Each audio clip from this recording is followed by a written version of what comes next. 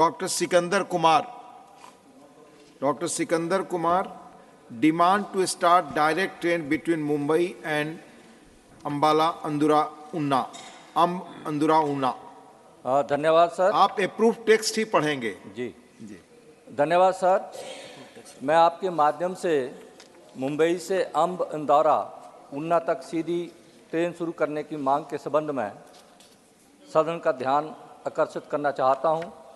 मुंबई से अम्ब इंदौरा उन्ना के लिए सीधी ट्रेन न होने के कारण कई यात्रियों को चंडीगढ़ उतरना पड़ता है और 25 घंटे ट्रेन में सफ़र करने के बाद चंडीगढ़ रेलवे स्टेशन से इंटरस्टेट बस स्टैंड चंडीगढ़ पर बच्चों, महिलाओं और सामान के साथ जाना और आगे की हिमाचल के लिए 9 घंटे बस की यात्रा करना बहुत मुश्किल होता है, जिसके कारण कई अप्रिय घटनाएं घटित होती रहती हैं।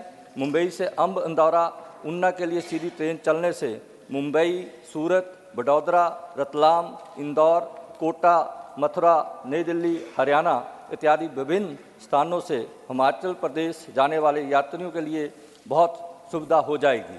सीधी ट्रेन शुरू होने से टूरिज्म, शिक्षा, चिकित्सा, रोजगार तथा बहुत से क्षेत्रों में भी इसका लाभ मिलेगा। अतः मैं आपके माध्यम से एक बार फिर से अनुरोध करना चाहता हूं कि वे मुंबई से अम्ब इंदौरा उन्ना तक सीधी ट्रेन शुरू करने की अनुमति देने की मांग पर विचार करें, ताकि मुंबई से हिमाचल प्रदेश आने वाले लोगों को राहत मिल सके। धन्यवाद सर। धन्यवाद। Doctor Sasmit Patra ji, demand for inclusion of Ho, Mundari, Bhumij, Kui and Saora languages in the 8th schedule of the Indian Constitution. Thank you, Deputy Chairman, sir. The topic for my special mention is demand for inclusion of Ho, Mundari, Bhumij, Kui and Sora languages in the 8th schedule of the Indian Constitution. Language is extremely important as an ethnic identity, and with a scheduled tribe population of over 22.85%, Odisha is home to 62 tribal communities, including 13 particularly vulnerable tribal groups. Inclusion of Ho, Mundari, Bhumij, Kui and Sora languages will go a long way in fulfilling the long-standing demands and aspirations of the tribal communities speaking these 5 languages. Government of Odisha has written in this regard to the Honorable Union Home Minister for earlier and requested the inclusion of Ho, Mundari and Bhumij languages in the 8th schedule to the Constitution. Inclusion of Kui and Sora languages have been reiterated through unanimous resolutions from the Odisha State Cabinet. Recently, the Odisha State Cabinet has again reiterated through unanimous cabinet resolution to include the tribal languages in the 8th schedule to the Indian Constitution. The Odisha government has initiated several steps for giving recognition to the tribal languages. The special development councils across 23 districts in Odisha have tremendously helped the protection, preservation, and conservation of tribal culture and heritage. However, there are some tribal languages in Odisha which highly deserve to be included in the 8th schedule of the Constitution. I strongly demand that the Union government should take necessary steps for including Ho, Mundari, Bhumij, Kui, and Sora languages in 8th schedule to the Indian Constitution. Thank you. Thank you. माननीय Shri Ramnath Thakur ji, not present. Honorable Sri R. Girirajan, demand to expedite Chennai Metro Rail Phase 2 project and release of matching funds. Mr. Chairman, sir. Demand to expedite Chennai Metro Rail Phase 2 project and release of matching funds. The Chennai Metro Rail Phase 2 project is an important transport infrastructure initiative to facilitate the public transport in Greater Chennai region. It is envisaged to build 3 corridors for a length of 118.9 km and 128 stations to ease the traffic and to cater the needs of the large population. The Union government has permitted the governments of Tamil Nadu to proceed with the rupees 61,843 crore Chennai Metro Rail Phase 2 project in Chennai 2 years ago. The government of Tamil Nadu has been funding the project, expecting that the centre would approve it soon. The union government is said to allocate funds since the approval for the Cabinet Committee on Economic Affairs is pending. The Tamil Nadu government has allotted rupees 10,000 crores for the said project in this year state budget. The Japan International Corporation Agency has offered loan assistance rupees 20,196 crore for building 52.01 kilometer phase 2, and the Asia Development Bank has approved in the principle for funding of the remaining 66.89 kilometer stretch. The government of Tamil Nadu is steadfast and on the target of executing the project. The centre should release the matching funds, and the loan assistance for bilateral, multilateral agencies should also be released on time. I urge the union government to take necessary steps to expedite the approval by the CCEA and release the matching funds from Government of India and also the loan assistance from JACA and ADB on time. Thank you, sir. Thank you. Manishri Lahar Singh Siroya, steps needed to nurture artisans and sculptors to preserve Bharat's sculpting legacy. Not present. Manishri Anil Prasad Hegde ji, concern over WHO proposed global pandemic treaty with the amendments to the International Health Regulation 2005. Thank you, Deputy Chairman, sir, for giving me the opportunity to speak on an important subject with the concerns over WHO's proposed global pandemic treaty with the amendments to the International Health Regulations 2005. The World Health Organization's global pandemic treaty with the amendments to the International Health Regulations 2005 presents a profound threat to our national interest. European and UK Parliament have also raised concern regarding them. WHO's proposed treaty hopes to become the ultimate authority on health in a One Health approach which would grant unchecked powers to the organization that extend far beyond the realm of health, encroaching upon areas of food economy, environment, and individual liberties. Its provisions enable the WHO to unilaterally declare pandemics, assume control over national governments, mandate medical procedures, and impose restrictions that violate citizens' constitutional rights. The amendments to the IHR 2005 deepens our concerns. They could lead to draconian measures undermining our national interests if accepted. It is important to note that WHO, an external and unelected body funded by private interests and companies, will take over policy making in the health sector, and the achievements of our government will come to a naught while putting the health of our citizens at risk. It is important that such far-reaching decisions concerning the health and liberties of our people undergo a rigorous process of parliamentary scrutiny and approval. Therefore, I urge the government to ensure that no treaty, especially the pandemic treaty or any amendments to the IHR that are against our national interests may be approved. Thank you, sir. Thank you. Manishri Sujit Kumar ji? Not present. Manishri Sayyid Nasir Hussain ji? Not present. Dr. Fauzia Khan ji? Urgent need for regulating finance influencers. Thank you, Deputy Chairman, sir. Sir, the proliferation of finance influencers has transformed the financial landscape, providing users with unprecedented access to advice and recommendations. However, this burgeoning sector is now facing significant challenges as the Securities and Exchange Board of India, that is SEBI, reports a surge in unregulated financial advice disseminated through social media channels, sir. The unchecked influence of finance influencers poses a clear and present danger, exposing users to misinformation, fraudulent schemes, and market manipulation. In response, regulatory intervention becomes imperative to curb malpractices and protect investors.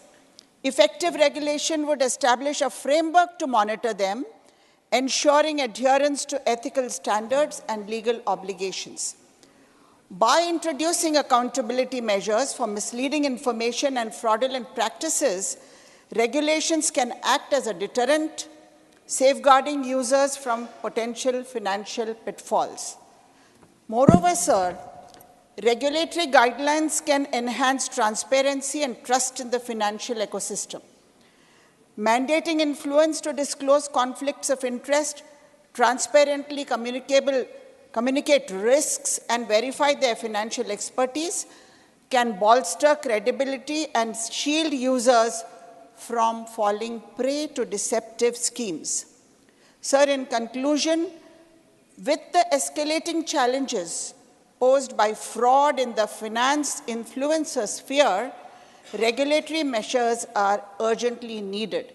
I urge the government to undertake collaborative efforts between regulatory bodies such as SEBI, industry stakeholders, to formulate and enforce guidelines that strike a balance between innovation and investor protection, sir. Thank you. Thank you. Mani Shri Samir Uraoji, demand for construction of railway line from Korba to Lohardaga via Jaspur Gumla under Janjatiya Gaurav corridor. बहुत बहुत धन्यवाद उपसभापति महोदय। मैं इस सदन के माध्यम से माननीय रेल मंत्री जी का ध्यान झारखंड राज्य की चिर प्रतीक्षित लोहरदगा, गुमला, धर्मजयगढ़, कोरबा जो रेल लाइन की ओर दिलाना चाहता हूं, जिसका सर्वेक्षण कार्य दक्षिण पूर्व मध्य रेलवे बिलासपुर मंडल द्वारा प्रारंभ हो चुका है। इन जनजातीय बहुल क्षेत्रों के समन्वित विकास के व्यापक दृष्टिकोण से उठाए गए इस कदम हेतु रेल मंत्रालय को मैं हृदय से धन्यवाद करता हूं। इस प्रयास से इस जनजातीय बहुल क्षेत्र की जनता काफ़ी उत्साहित है। परमवीर लायंस नायक अल्बर्ट एक्का स्वयं इसी गुमला जिला की पावन धरती से आते हैं तथा आज भी भारतीय सेना में इसी क्षेत्र से हमारे कई सैनिक भाई बंधु सेवा दे रहे हैं। इन सभी जनजातीय समाज को राष्ट्र की मुख्यधारा से जोड़ने व उनके आर्थिक सामाजिक विकास हेतु कोरबा से लोहरदगा भाया जसपुर गुमला 291 किलोमीटर की दूरी है तक रेल लाइन का यथाशीघ्र निर्माण किया जाना अत्यावश्यक है। अतः मेरी सरकार से मांग है कि उपयुक्त रेल लाइन को भारतीय रेल की जनजातीय परियोजना में जोड़कर इसको यथाशीघ्र तेजी से करने का गति प्रदान करें, यह हमारी मांग है। धन्यवाद। Honorable Shri A. Rahim, demand to set up modern Doppler radars in Kerala for the proper weather forecasting. Thank you, sir. Thank you for this opportunity. Kerala has been facing natural calamities and extremely heavy rainfalls for the past few years. Cyclone Oki in 2017 has killed 91 people and the homes of 150 families have been destroyed. More than 450 people have died and there have been many damages of around 44,000 crore rupees in the 2018 flood, which was declared as a level 3 calamity by the union government. Similarly, in the flood of 2019, more than 121 people died. The main challenge faced by Kerala is that the weather monitoring and forecasting system of IMD is inadequate. Kerala does not have even a properly functioning advanced radar for weather forecasting. The radar in Kochi is not properly functioning most of the time and is an old system that does not provide data in digital format for use in decision support systems. The radar at Thiruvananthapuram is under ISRO and cannot be used all the time for meteorological purposes. In northern Kerala, there is not even a single radar. Kerala has been demanding modern Doppler radars since 2013, but the union government is yet to allow them. I urge that this negligence of the union government towards Kerala should be stopped, and modern Doppler radars. You have to read only approved text. Yes. Only that will go. Yes. Should be allowed the northern, southern. Yes, correct. You can follow. Kerala has been demanding, it's the last para, Kerala has been demanding modern Doppler radars since 2013. Kerala has been demanding modern Doppler radars since 2013. And modern Doppler radars should be allowed for the northern, southern and central regions of Kerala. I also urge the government that an X-band mini Doppler radar should be allotted to the Idukki region, which is a highly ecologically fragile area. Thank you. Manisri A.D. Singh, concern over lack of funds for research in higher education institutions in Bihar. Thank you, Deputy Chairman, sir. Concern over lack of funds for research in higher education institutions in Bihar. The funds allocated for research in higher education institutions in Bihar are much lower than the national average. The research projects submitted by the institutions to the National Funding Agency are not receiving funds. As a result, Bihar's research and development activities are lagging behind, even though the best talent is available in the state. Recently, the Department of Science and Technology invited proposals for research and development infrastructure allocation fund. IIT Patna-led consortium comprising of the Central University of South Bihar, Gaya Mahatma Gandhi Central University, Motihari and Aryabhat Knowledge University Patna submitted a proposal for funding support on sharing basis. The proposal was rejected, stating reasons that the proposal is not focused and the research outcome is not impressive. I want to apprise the House that IIT Patna alone has contributed more than 2,000 research papers and 35 patents in the duration specified for consideration of the proposal. The overall contribution by the consortium to the field of research is much more and commendable.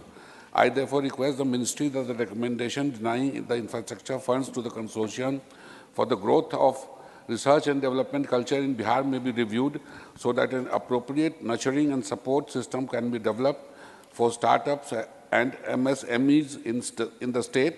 Further, more funds may be allocated for research infrastructure in Bihar. Thank you, sir. Thank you. Manisri Sandosh Kumar P. Demand for new nursing colleges in Kerala. Thank you, sir. Demand for new nursing colleges in Kerala. I request the central government to open more nursing colleges in Kerala, considering the huge demand for nursing education in the state. As you are aware, nurses from Kerala were pioneers in opening up a new avenue of employment for migrants in Europe, the US, and the GCC countries since the 1960s. The nursing profession has a predominant role in the state's economic development, contributing a significant share of the remittance inflow. Besides, Kerala is known for offering the finest professional training to nurses.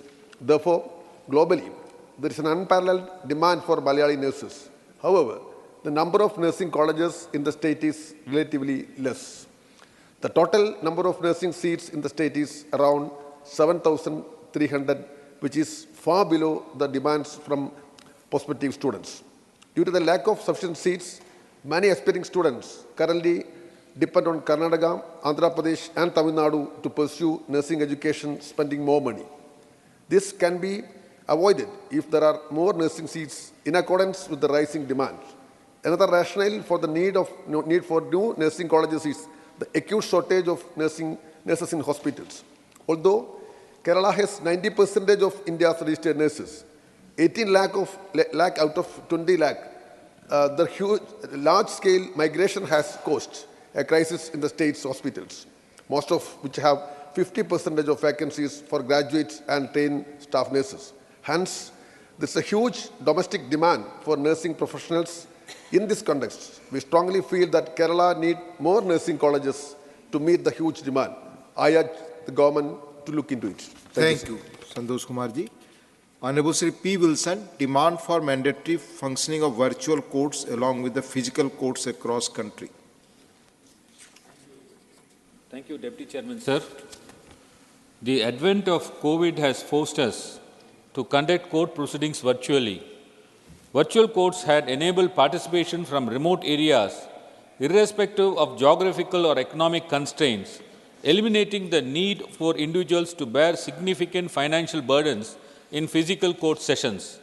However, just like the COVID times are behind us, the virtual courts are slowly becoming a thing of past in some tribunals such as CERC, TDSAT, NCLT, APTEL, and even in high courts.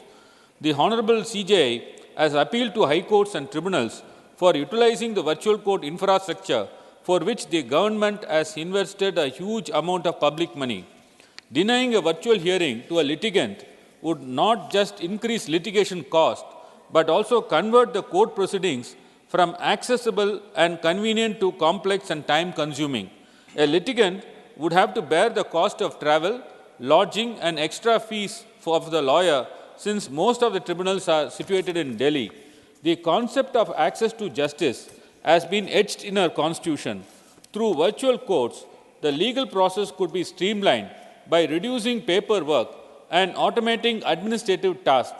This can lead to faster case resolution and reduce backlog of cases. Therefore, I demand from the government to bring a comprehensive legislation mandating virtual court hearings along with physical court in Supreme Courts and in all high courts, district judiciary, all tribunals across country, which includes a code of conduct for judges, lawyers, litigants, and other stakeholders, along with penal provisions for any misconduct. Thank you, Deputy Chairman, sir. Srimati J.V. Mathir Hisam, need to regulate digital education apps. Not present. Honorable Sri M. Sanmugam, need to extend the salary ceiling limit beyond rupees 21,000 for ESI coverage. Thank you, Deputy Chairman, sir. Sir, at present, ESI scheme is restricted to employees whose salary is up to 21,000. Nowadays, reaching the 21,000 level is not a difficult thing, given the cost of living index, and therefore, most of the people are suddenly going out of the ESI coverage. The system should be devised on par with the EPF pension scheme. Even though the salary may increase, still they should be able to continue the ESI scheme by giving them the option to continue. In that way, the entire working class will get ESI benefit. There will be more number of insured persons. Monetary benefit will also be increased.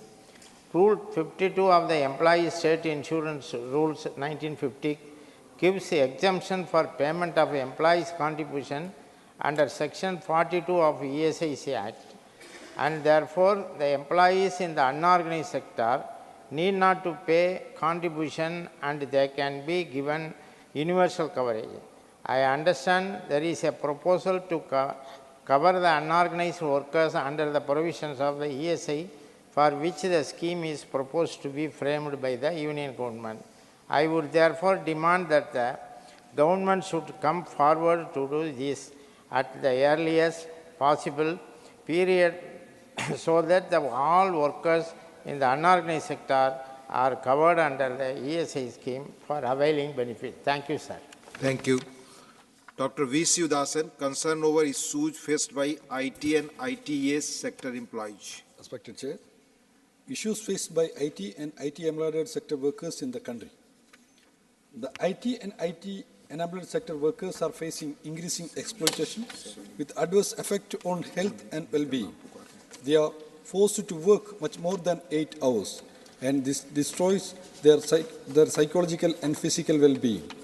Erratic patterns of shift in work affect the sleeping patterns of the workers and cause irreparable damage to their health. The companies do not provide proper paid holidays. Advocism and arbitrariness, reign supreme, and realistic targets are set before the workers, and they have no control over the conditions of work. In the BPO jobs, even washroom visits are fixed and controlled. Washrooms are segregated by seniority. Some washrooms are even password protected. It is reported that performance metrics are designed in such a way that targets are impossible to achieve, and this creates hostile relations at work.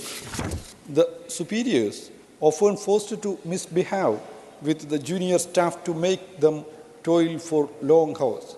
Employees are made to compete with one another for retaining their jobs. The privacy of the employees is not respected, and they are under constant surveillance.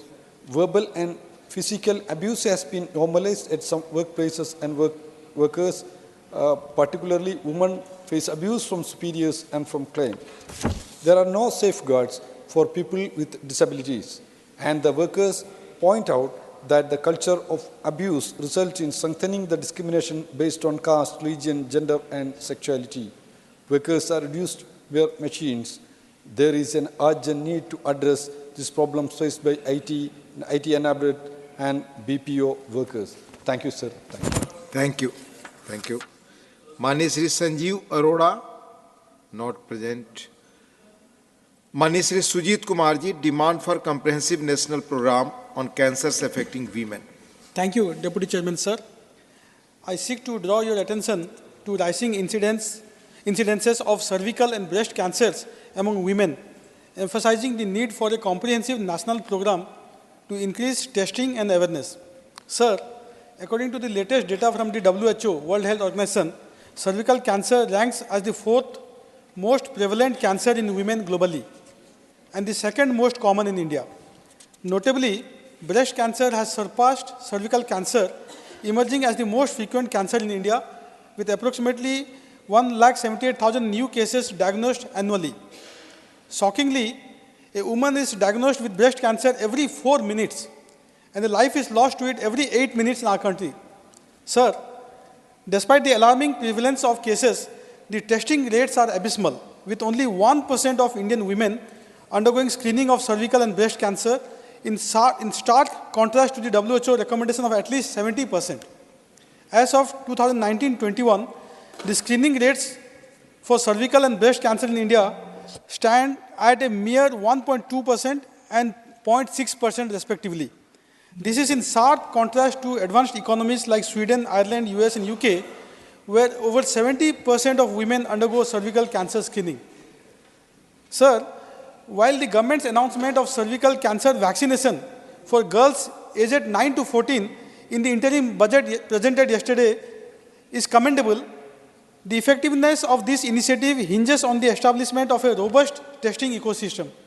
I therefore earnestly urge the government to institute a comprehensive national program on cancers affecting women, to enhance testing across all age groups, and to facilitate early detection and treatment, and to prevent the loss of precious lives. Thank you, sir. Thank you. Mani Sadasgan. The House stands adjourned to meet at 11 a.m. on Monday, the 5th February 2024.